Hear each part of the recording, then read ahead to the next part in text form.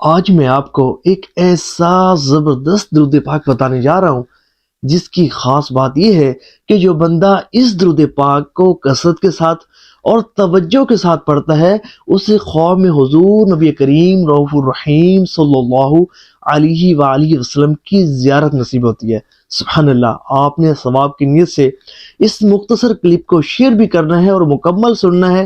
سنیں گے ایمان تازہ ہو جائے گا، اور جب اس درود پاک کی فضیلت کو جانیں گے تو اللہ نے چاہا تو یہ درود پاک ہمیشہ کے لیے آپ کے اوراد و وظائف میں شامل ہو جائے گا۔ دیکھیں، یہ جو درود پاک ہے جس کے متعلق میں آپ کو بتانے لگا ہوں، یہ حضور صلی اللہ علیہ وآلہ وسلم سے منقول بھی ہے اور حضور صلی اللہ علیہ وآلہ وسلم کا پسندیدہ درود پاک ہے۔ اور کس طرح حضور کا پسندیدہ درود پاک ہے؟ دیکھیں، ایک مرتبہ نا حضور صلی اللہ علیہ وآلہ وسلم رونق افروز تھے۔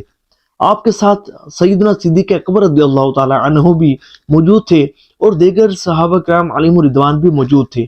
ایک شخص حضور کی بارگاہ میں حاضر ہوا تو حضور نے اس شخص کو اپنے اور سیدنا صدیق اکبر رضی اللہ تعالی عنہ کے درمیان میں بٹھا لیا۔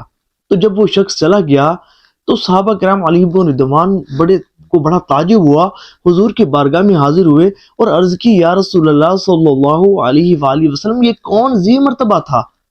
تو حضور صلی اللہ علیہ وآلہ وسلم نے ارشاد فرمایا، جب یہ مجھ پر درود پاک پڑھتا ہے تو یوں پڑھتا ہے، اللہم صلی علی محمد کما تحب وترضی لہ۔